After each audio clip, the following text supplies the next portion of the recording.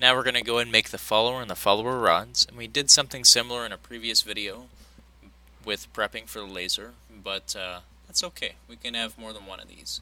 So let's go and make a new part, and I've actually already made a couple down here, but that's okay. Let's go new part, and for the follower rod, if you measure the diameter of the things that I'm giving you, your dial caliper will say that it's about 0.115. And if we go to extrude that, we can say that's about, for me to test it, I'm going to say 3 inches. It's going to be different depending on what your design is. So don't think 3 inches is the only answer. It's just one thing you could cut the length to.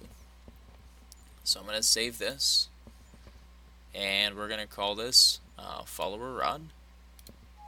And I'm just going to replace a thing that already exists, because I already made it once, and it doesn't like that because I already have one right here. So that's okay. Let's just pretend like that's the same thing as this, because it is. Follower disk is going to end up looking like this. We're going to do this in 2 parts. So let me just delete this for a second.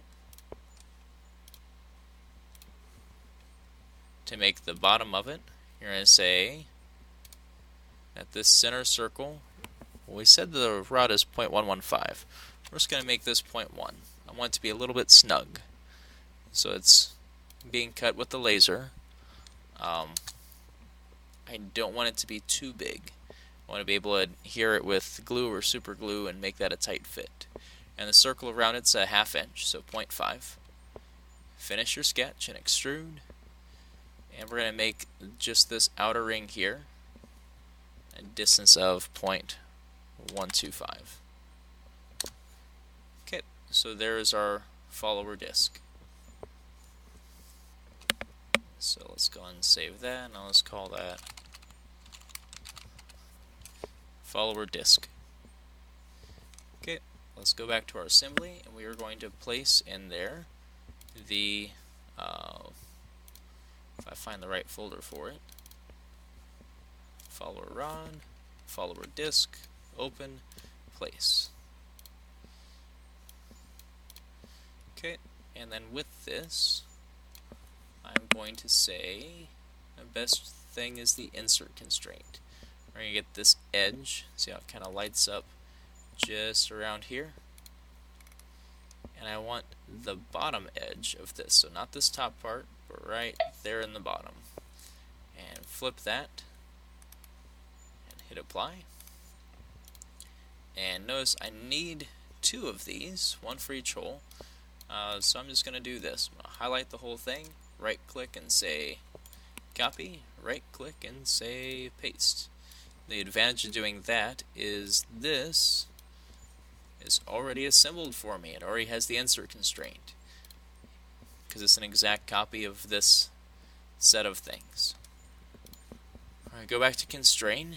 We're going to click this central axis here and say that lines up with that from the hole. Hit apply, and the same thing with this one. So don't click the edge of the hole, click right here on the rounded inside part and hit apply.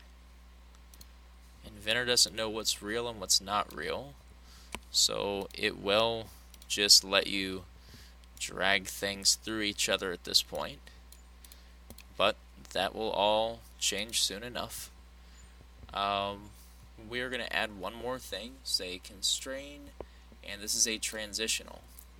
I want this edge of the disc to be touching the snail cam, and that'll be for both of our snail cams.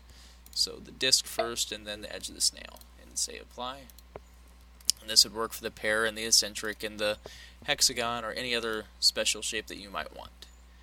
And now you can see how this would work. I'm actually turning this the wrong way, but we should have some simulated motion up here.